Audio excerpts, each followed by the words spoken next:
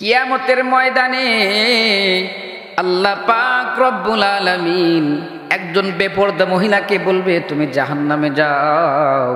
বেপরদা মহিলার যখন জাহান্নামে যাওয়ার হুকুম হইবে, বেপরদা মহিলা বলবে আল্লাহ আমি একা একা জাহান্নামে যাব না, আমি আজকে কিয়ামতের ময়দান থেকে 4 জন পুরুষকে একসাথে জাহান্নামে নিয়ে যাব। 4 জন পুরুষকে একজন মহিলা জাহান্নামে এক রশি দিয়া বাইদা জাহান্নামে নিয়ে যাবে। 1 নাম্বার হলো বাবা, 2 নাম্বার হলো ভাই, 3 নাম্বার হলো স্বামী, আর 4 নাম্বার হলো সন্তান। এই 4 জন পুরুষ যদি তার অধীনস্থ মহিলাকে যদি পর্দার মধ্যে না রাখে, আর ওই মহিলাটা যদি বেপর্দায় চলে, তাহলে পরে কিয়ামতের ময়দানে ওই মহিলা যখন জাহান্নামে যাবে, তখন ওই মহিলা এই 4 জন পুরুষকে এক রশি দিয়ে বাইধা জাহান্নামে নিয়ে যাবে। তাহলে কয়জনের কথা বললাম? 4 জন।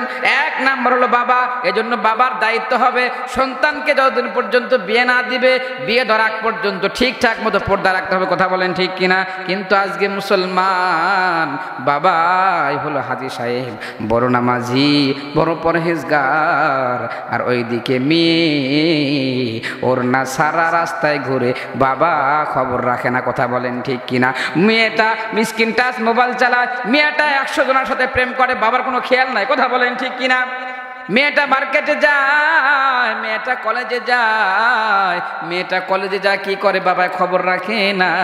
কিয়ামতের ময়দানে এমন বাবাকে আল্লাহ তাআলা ধরবেন। এরপরে 2 নাম্বার হলো ভাই। মেয়ে তার বোন কি করে, তার বোনের দিকে তেমন খেয়াল করে না। বোন কি করে ভাই খেয়াল রাখে না। বোন অন্যজনের সাথে টাঙ্কি মারে, ভাইও যেমন বোনও তেমন আসলে খেয়াল রাখবে কি করে। কথা কন ঠিক কিনা? এইরকম ভাই যার বোন পর্দা করে না, তার ভাইকে আল্লাহ তাআলা কিয়ামতের ময়দানে ওই বোনের সাথে জাহান্নামে পাঠায়া দিবে। এজন্য ভাইরা কঠোর হবেন, বোনকে পর্দায় রাখার চেষ্টা করবেন ইনশাআল্লাহ। 3 নাম্বার হলো স্বামী।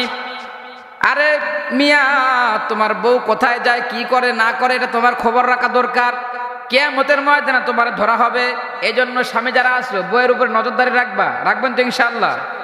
বউ রাত্রিবেলায় কার সাথে মেসেঞ্জারে কথা বলে, কার সাথে ইমোতে কথা বলে, কার সাথে ভিডিও কলে কথা বলে, কার সাথে অডিও কলে কথা বলে, ফেসবুকে কার সাথে কথা বলে, মেসেঞ্জারে কথা বলে, মাঝে মাঝে একটু তার মোবাইলটা চেক করে দেখবেন তো ইনশাআল্লাহ।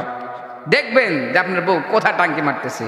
আর মাশাআল্লাহ যাদের এখন স্বামী বিদেশে, অধিকাংশ বাড়িতে দেখবেন স্বামী যদি বিদেশ থাকে, তাহলে পরে দেখবেন যে অন্যের সাথে শুধু মিস কল মারে। কথা বলেন ঠিক কিনা? তবে সবাই না, অনেকগুলো ভালো আছে। আবার সবাই মনে করবে যে হুজুর আমরা তো ভালো, সবাইকে এক ঢালা বলতেছেন। না, সবাইকে বলছি না, অধিকাংশগুলা দেখবেন স্বামী বিদেশ টাকা পাঠায়, এদিকে এমবি ভরে, আর অন্যের সাথে টাঙ্কি মারে।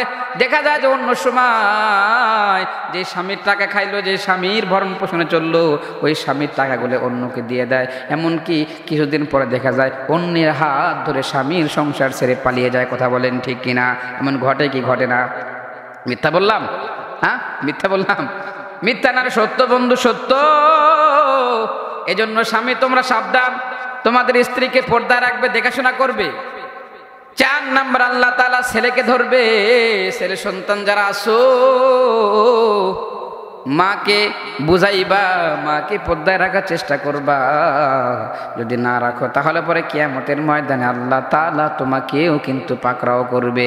এই জন্য আমরা পুরুষেরা যারা আছে আমাদেরকে সাবধান হতে হবে। এই মহিলাদের কারণে কিন্তু আমাদের জাহান্নামে যাওয়া লাগবে। এই জন্য মহিলারা বেপর্দায় চলতেছে আমাদের কারণেই। আমরা যদি শক্ত হই তাহলে মহিলারা বেপর্দায় থাকতে পারবে না। কথা বলেন ঠিক কিনা? শক্ত হতে হবে, আমাদেরকে বলতে হবে কোনো বেপর্দা মহিলাকে আমার বাড়ির ঘরের বউ বানাবো না, আমার ছেলের সাথে বিয়ে দেবো না।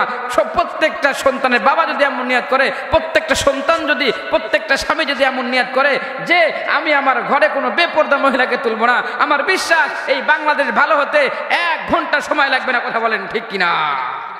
এজন্য বেপর্দা যারা থাকবে এরা সব ভালো হয়ে যাবে। আমরা নিয়ত করবো যে বেপর্দা বেনামাজি কোনো মহিলাকে আমার বাড়ির বউ বানাবো না, আমরা বিয়ে করবো না। কথা কন ঠিক কিনা? যুবক ভাই রেডি আছো তো ইনশাআল্লাহ? কোনো বেপর্দা মহিলাকে বিয়ে করবো না।